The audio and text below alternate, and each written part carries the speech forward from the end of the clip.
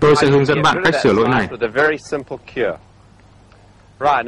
Khi bạn đánh xoáy, gậy đi xuống theo một góc quá dốc, tạo thành đường gấp khúc với mặt gậy mở, và gậy cắt lạng qua bóng, đẩy bóng bay xoáy lên theo chiều kim đồng hồ, khiến nó lại sang trái, rồi lại sang phải.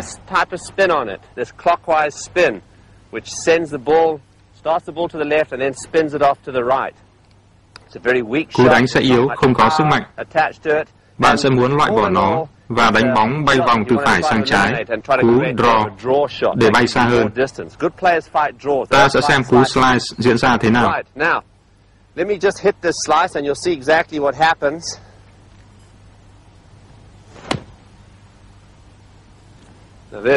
Thế này hơi phóng đại, nhưng thực tế tôi thấy nhiều người đánh như vậy. Và ta thấy đường gậy di chuyển, cắt ngang lệch sang trái. Để tránh lỗi này, bạn cần tìm ra một độ dốc để bạn có thể đặt bóng cao phía trên bàn chân. Tôi sẽ cho các bạn thấy. Sở dĩ cần tìm sườn dốc như thế này là vì nó hỗ trợ cho cách đánh đối ngược với cú vụt xoáy. Nó giúp bạn vung gậy theo đường góc nông hướng tới bóng, ngược lại với khi góc dốc khi trước. Nó giúp mặt gậy tiếp cận với bóng từ trong hướng ra ngoài, thay vì từ ngoài vào trong. Và khi bạn xoay người theo đà vung gậy, mặt gậy sẽ chuyển thành vuông góc hay khép lại, chứ không mở ra. Đó là sự đối ngược rõ ràng. Vì vậy, hãy thực hành vài lần cú đánh bóng đặt trên cao này. Bạn sẽ hình thành cảm giác đúng. Đó chính là điều bạn muốn cảm thấy trên sân golf. Hãy đánh bóng ở đây. Xem gậy di chuyển vòng quanh, rất giống với cách cánh cửa mở ra đóng vào. Nó mở ra và đóng vào theo một góc nông hơn, trái với khi bạn đánh dốc xuống và đẩy bóng sang trái. Trong trường hợp này, bạn hơi đẩy bóng sang phải. Lần này ta sẽ đánh bóng sang phải.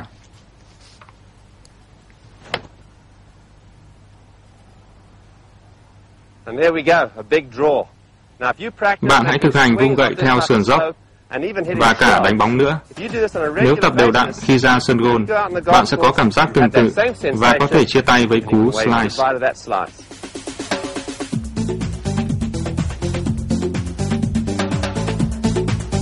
Mang theo đủ gậy. Đây là bí quyết để rút gậy. Hãy chọn đúng loại gậy thích hợp để đánh bóng tới vùng cắm cờ. Và bạn có thể nâng cao tính chính xác của mỗi cú đánh. Tôi nói là tới vùng cắm cờ, chứ không phải green. Vì nhiều green nằm ở vị trí rất trũng. Nhiều tay golf nghiệp dư không nhìn rõ cột cờ, họ đánh bóng theo cùng một kiểu trong mọi cú đánh. Nếu xem những tay golf chuyên nghiệp, bạn sẽ thấy họ sử dụng loại gậy thích hợp và biết được khoảng cách tới cờ. Bạn cũng cần phải biết với mỗi loại gậy mình sẽ đánh bóng được bao xa. Bạn sẽ không muốn đánh chệch hướng. Hãy nhớ, gậy sắt là gậy dẫn hướng, không phải là gậy đánh xa. Nếu bạn cố đánh mạnh bằng gậy sắt, bạn sẽ mất nhịp điệu và đánh trượt. Ta thấy nhiều tay golf biết chắc chắn về vấn đề này. Lần sau trong bất cứ cú đánh nào, bạn hãy mang theo thêm một gậy nữa. Nếu bạn nghĩ sẽ dùng gậy sắt số 7, hãy mang thêm gậy sắt số 6. Việc này giúp bạn có thêm lựa chọn để vung gậy uyển chuyển hơn và tiếp xúc với bóng tốt hơn. Trong nhiều trường hợp, bạn cảm thấy không thể tiếp xúc tốt với bóng. Kết quả là bóng rơi cách xa cột cờ. Nếu có thêm một gậy nữa, bạn có thể vung gậy uyển chuyển hơn và đánh bóng tới cột cờ hoặc vượt quá chút ít. Đó là cách kiểm tra thích hợp. Đây còn là vấn đề cái tôi nữa. Chẳng hạn bạn muốn sử dụng loại gậy số nhỏ hơn của bạn chơi để chứng tỏ mình vẫn có thể đánh bóng tốt hơn. Nhưng hãy nhớ rằng bạn cần cố đánh bóng tới lỗ. Nhiều tay golf chuyên nghiệp nhận thấy là họ vẫn sử dụng gậy sắt số 5, trong khi gậy sắt số 6 sẽ thích hợp hơn. Vấn đề là bạn muốn làm gì. Hãy nhớ cần phải điều khiển được và chọn đúng loại gậy. Hãy cố gắng, chắc chắn bạn sẽ đánh bóng tốt hơn, bóng sẽ tới gần cờ hơn, và bạn có thể thực hiện cú gạt ở khoảng cách gần, chứ không phải từ khoảng cách xa. Trong hoặc vượt quá par. Tôi sẽ dùng gậy sắt số 6 thay cho số 7 để xem điều gì sẽ xảy ra.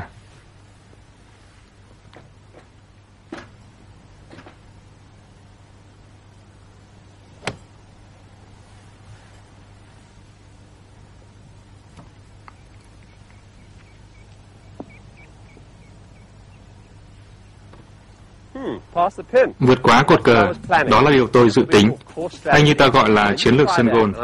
Hãy thử xem bạn sẽ rút được gậy. Loại bỏ các cú đánh vào nửa trên bóng và đánh vào đất. Những kiểu tiếp xúc bóng không hiệu quả là đánh vào nửa trên của trái bóng.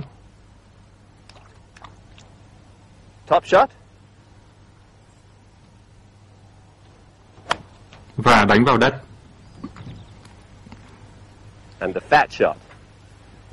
Cả hai đều không ổn. Đó là hậu quả của cách vung gậy không đúng. Bạn cần vung gậy tốt để tránh những kiểu đánh bóng này. Trước tiên, ta bàn về cú đánh vào nửa trên bóng, bên bờ hồ để mọi người dễ hình dung. Mọi người, nhất là khi dùng gậy dài, thường có xu hướng cố đánh tung bóng lên không trung từ dưới trái bóng.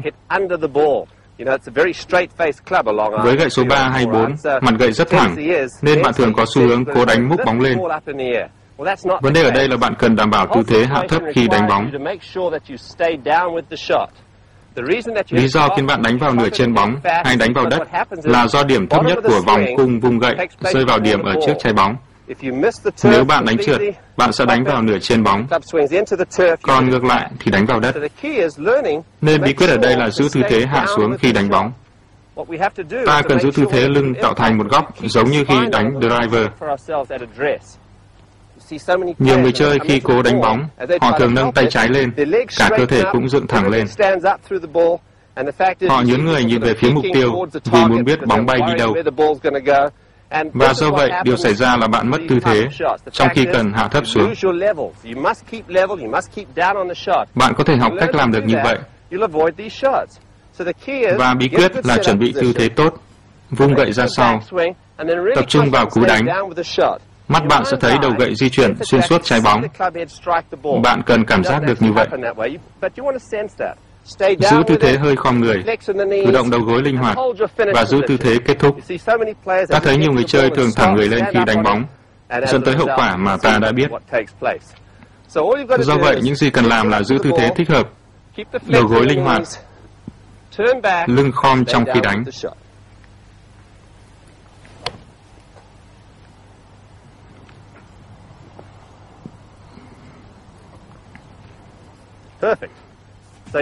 Bạn đã thấy, đó là bí quyết để tránh cú đánh vào nửa trên bóng và đánh vào đất. Hãy giữ tư thế khom người, đầu gối linh hoạt và đừng để mất góc cúi đó.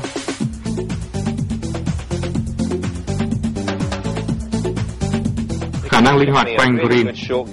Bí quyết để có được các cú đánh ngắn tốt là tính linh hoạt. Đó là khả năng thực hiện các cú đánh khác nhau tùy thuộc vào tình thế.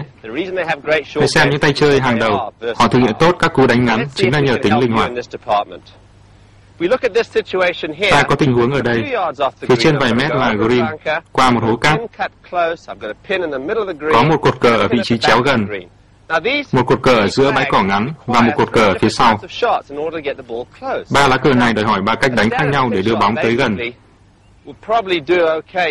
Với lá cờ ở giữa, có lẽ ta sẽ đánh bóng lên cao để nó lăn một đoạn tới lỗ. Với lỗ ở gần, ta sẽ đánh bóng cao hơn và dừng nhanh hơn. Với cột ở phía xa, tôi sẽ để bóng lăn dài hơn. Tôi sẽ cho các bạn thấy, chỉ với những điều chỉnh nhỏ, bạn có thể sử dụng một cây gậy để thực hiện 3 cú đánh này. Tôi sử dụng gậy đánh trên cát. Trước tiên tôi muốn đánh bóng tới cột cờ ở giữa để thực hiện cú đánh theo tiêu chuẩn. Tôi đứng ở tư thế sao cho trọng lượng hơi dồn lên phía trái. Bóng ở giữa đường xuất phát, có lẽ hơi lùi lại. Tôi cố giữ ngực ở phía trên thẳng xuống bóng. Điều này rất quan trọng cho cú đánh sắp tới. Hãy giữ tư thế như vậy để xem ta thực hiện cú đánh như thế nào. For this particular shot, get your chest opposite the ball. Now let's see what type of shot we hit.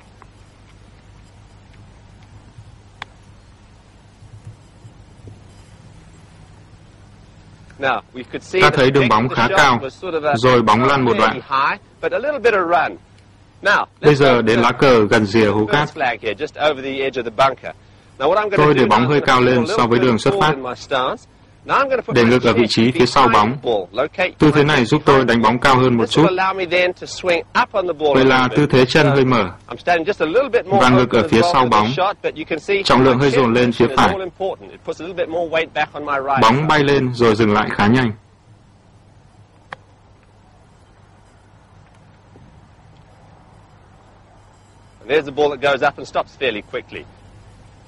Với lá cờ ở phía sau, tôi muốn bóng lăn một đoạn dài hơn. Tôi đặt bóng lùi lại điểm xuất phát, giữ cho ngực ở vị trí tiến lên trước bóng, và chân đứng hơi vuông góc, chứ không mở như hai cú đánh trước. Vậy hãy nhớ, ngực ở phía trên, hai tay tiến lên. Như vậy tôi có thể thực hiện cú đánh kiểu thấp. Hãy xem tôi làm.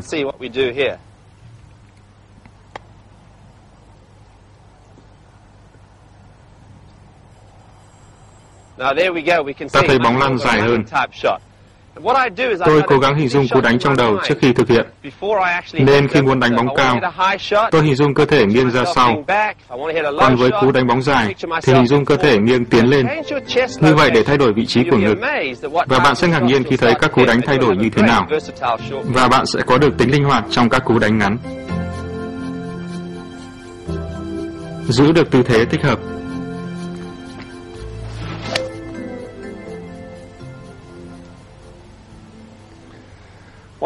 Một trong những bí quyết mà tôi rút ra được từ những tay gôn hàng đầu là tư thế khi đánh bóng.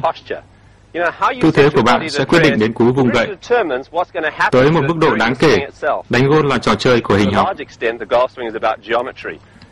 Điều chỉnh cơ thể vào một góc thích hợp, rồi cố gắng duy trì tư thế đó. Tôi thấy nhiều người ở vào tư thế rất xấu, không thể thực hiện tốt cú đánh. Chân quá thẳng, tay hơi vươn ra, hay ngồi lại như thế này, không thể đánh tốt được. Vì vậy, việc giữ thăng bằng thích hợp trong tư thế chuẩn bị đánh bóng, để bạn có thể vung gậy ra sau và ra trước là rất quan trọng. Ta sẽ xem thế nào là tư thế đúng. Hai tay cầm gậy như thế này, đặt nó ngang qua hai đùi. Hai bàn chân dạng ra ngang vai hoặc rộng hơn chút ít, rồi đặt gậy lên đùi, hơi ấn xuống, rồi chuyển sang tư thế ngồi xổm. Hãy làm từ từ để tránh bị đau. Giữ ở tư thế này, sao cho cảm thấy phần dưới lưng thẳng. Giữ góc giữa đùi và phần trên cơ thể như thế này, rồi nhổm dậy từ từ, nâng cằm lên, giữ cho phần trên nâng lên đều, cảm thấy áp lực ấn lên đùi. Cần cảm giác trọng lượng dồn lên xương chân, không dồn nhiều lên ngón chân hay gót chân. Bạn cần cảm giác được áp lực đè lên đùi, phần lưng dưới hơi căng, trong khi đưa tay ra trước. Giữ cho cánh tay thư giãn, giữ cho cơ thể trong tư thế điền kinh này. Đầu gối hơi trùng, góc nghiêng từ hông, lưng dưới thẳng, cằm nâng lên, cánh tay thư giãn. Bắt đầu tư thế như thế này. Hãy thực hành đều đặn, cảm nhận được áp lực đè lên đùi và lưng căng. Điều này sẽ giúp bạn rất nhiều. Các tay gôn chuyên nghiệp cũng sẽ công nhận điều